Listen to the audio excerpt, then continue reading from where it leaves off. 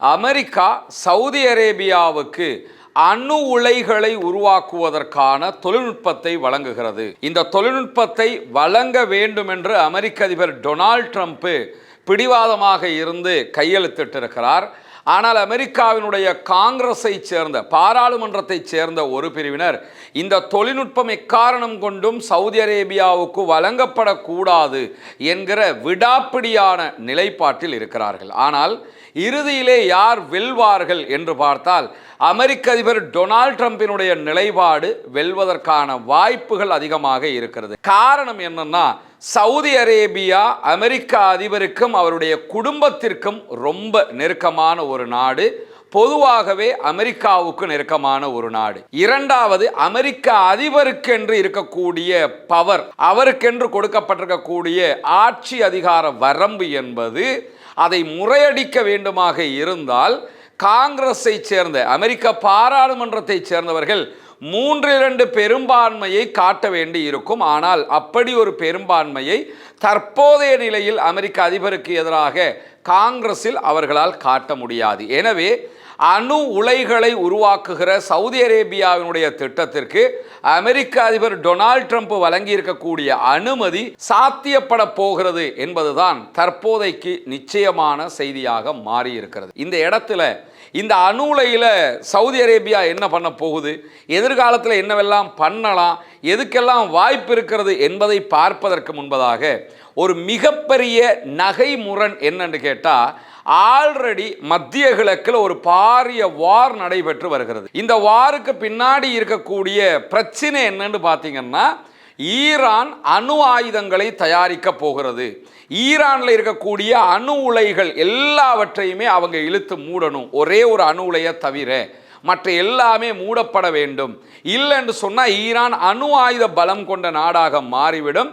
Iran யுரேனியத்தை செறிவூட்டுகிறது, புளூட்டோனியத்தை மறுசுழற்சி செய்து கொண்டிருக்கிறது. இதுதான் ஈரான் அணு ஆயுதத்தை தயாரித்து விடும் என்கிற அச்சத்தையே சர்வதேச நாடுகளுக்கு உண்டாக்கிய ஒரு அம்சமாக இருக்கக்கூடிய நேரத்தில் அதே போன்ற எல்லா அனுமதிகளோடும் ஈரானுக்கு எதை செய்யக்கூடாதுன்னு அமெரிக்காவுடைய நேச நாடுகளும் சொல்கிறார்களோ அதை அப்படியே சவுதி அரேபியா செய்வதற்குரிய அனுமதியோடு இந்த ஒப்பந்தம் கையெழுத்திடப்பட்டிருக்கிறது. இதுதான் இப்போ இருக்கக்கூடிய டாக் ஆஃப் த சிட்டியாக ஒரு மிகப்பெரிய பேசுபொருளாக மாறியிருக்கு. இது தொடர்பான பல செய்திகளை அமெரிக்காவினுடைய தி நியூயார்க் டைம்ஸ், அதே போன்று அமெரிக்காவின் வால் ஸ்ட்ரீட் ஜேர்னல் ஆகிய பிரபல செய்தி நிறுவனங்கள் இரண்டும் வெளியே கொண்டு வந்திருக்கின்றன. இந்த நிலையில தான் என்ன நடக்க போகிறது சவுதி அரேபியாவுக்குள், சவுதியோடு அமெரிக்கா செய்து கொள்ளுகிற ஒப்பந்தம் என்ன, இந்த ஒப்பந்தத்தினால் என்ன நடக்கப் போகிறது என்கிற கேள்விகள்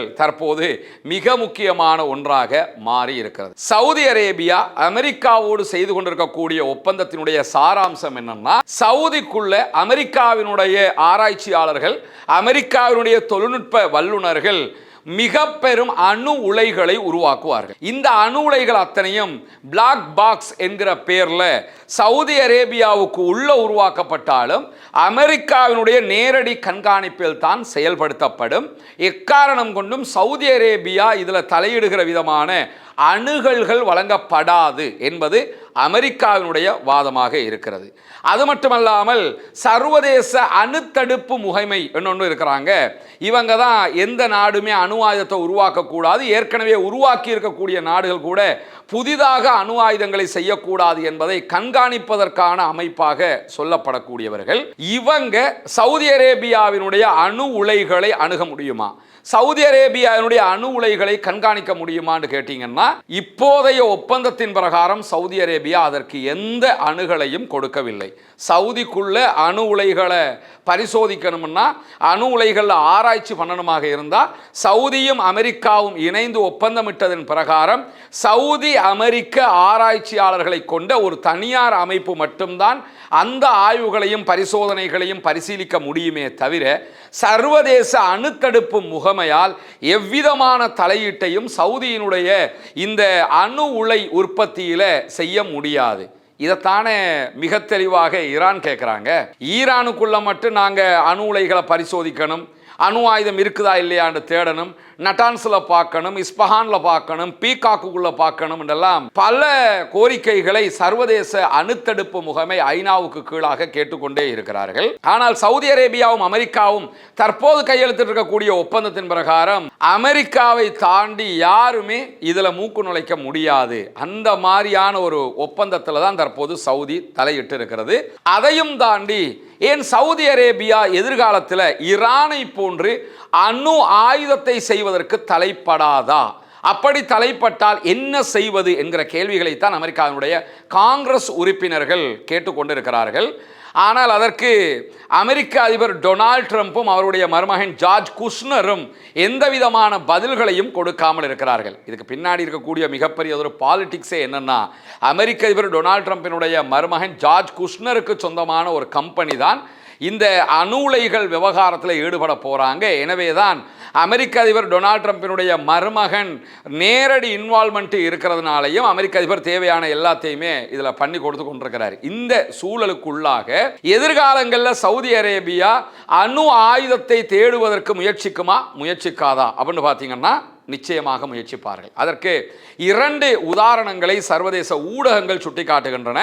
ஒன்று, 2015 சவுதி அரேபியாவினுடைய பட்டத்து இளவரசரும் பிரதமருமாக இருக்கக்கூடிய MBS முகமது பின் சல்மான் தெரிவித்த ஒரு கருத்து, உங்களுக்கு அணு ஆயுதம் தேவைப்படாதா போது இப்போதைக்கு தேவையில்லை, அப்படியே தேவைப்பட்டாலும் எனக்கு நட்பு நாடு சகோதர நாடு பாகிஸ்தான் இருக்கிறது, பணம் கொடுத்து அவங்க கிட்ட இருந்து நான் எடுத்துக்கிறேன் அப்படின்னு சொன்னார். எனவே அணு ஆயுதத்தை பெற்றுக்கொள்ளுகிற முனைப்பு சவுதிக்கு இருக்கிறது என்பது ஒரு வாதம் இதனூடாக. இரண்டாவது, 2018 முகமது பின் சல்மான் சொல்லிய இன்னும் ஒரு கருத்து என்னன்னு கேட்டா, ஈரான் அணு ஆயுதத்தை தயாரிக்குமாக இருந்தால், ஈரான் ஒரு அணுகுண்டை உருவாக்கினால் நிச்சயமாக சவுதி அரேபியாவும் அதை தேடும், சவுதி அரேபியாவும் ஒரு அணுகுண்டை உருவாக்கும் என்று சொல்லியிருந்தார். எனவே இப்ப சவுதி அரேபியா அணு உலைகளை உருவாக்குவதற்கான தேவைப்பாட்டை நோக்கி நகர்ந்ததற்கான காரணமே என்னன்னு கேட்டா, ஈரான் அதை செய்கிறது.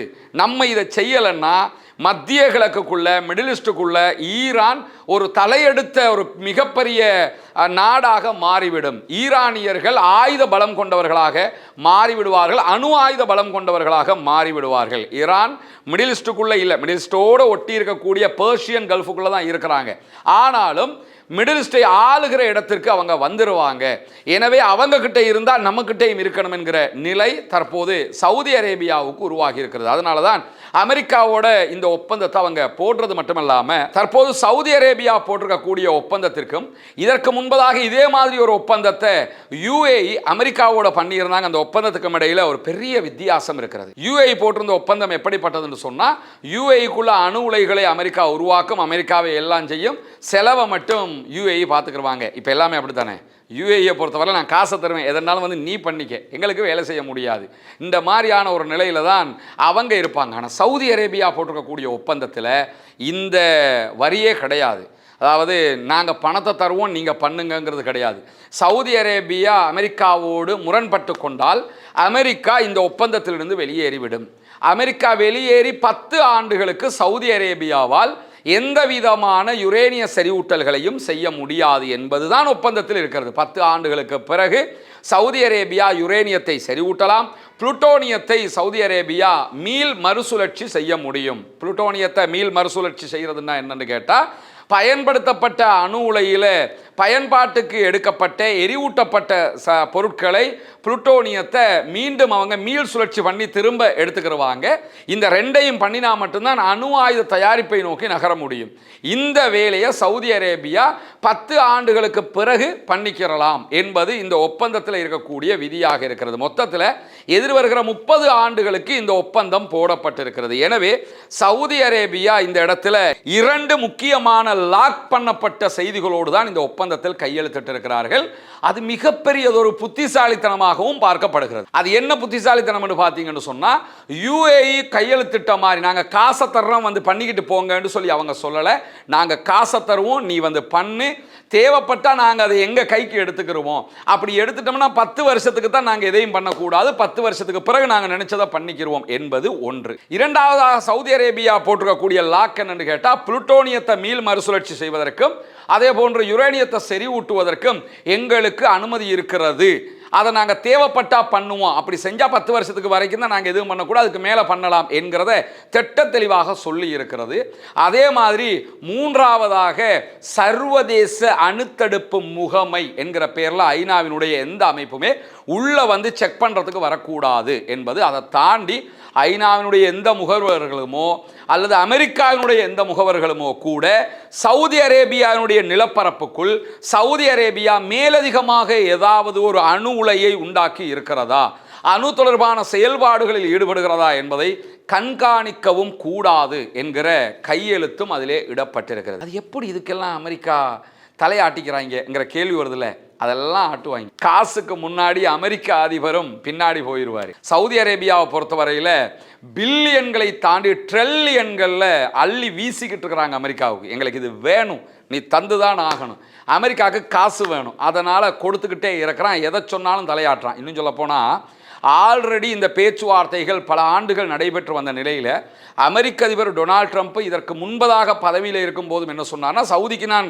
இந்த அணு உலைகளை கொடுப்பதற்கு தயாராக இருக்கிறேன், ஆனால் இதற்கு பதிலாக சவுதி அரேபியா இஸ்ரேலை தனி நாடாக அங்கீகரித்து ஆப்ரஹாம் ஒப்பந்தத்தில் கையெழுத்திட வேண்டும் என்று சொல்லி வந்தார். அது முடியவே முடியாது அப்படின்னு சொல்லி இழுபறியில் இருந்ததுனால தான் இது பின்னாடி போய்கிட்டே இருந்தது. இப்போ சவுதி அரேபியா அமெரிக்க அதிபரை கன்வின்ஸ் பண்ணி என்ன நிலைமைக்கு கொண்டு வந்துட்டாங்கன்னா, நாங்கள் பலஸ்டைனை நீங்கள் தனிநாடாக அங்கீகரிச்சிங்கன்னா இஸ்ரேலை தனிநாடாக அங்கீகரிக்கிறதுல எங்களுக்கு ஆட்சேபனை இல்லை, நாங்கள் ஆப்ரஹாம் ஒப்பந்தத்துக்குள்ளே வருவோம், அதில் மாற்று கருத்து இல்லை, ஆனால் எங்களுக்கு அணு உலைகளை நீங்கள் தருவதற்காக நாங்கள் இஸ்ரேலை அங்கீகரிக்க முடியாது அப்படின்ட்டாங்க.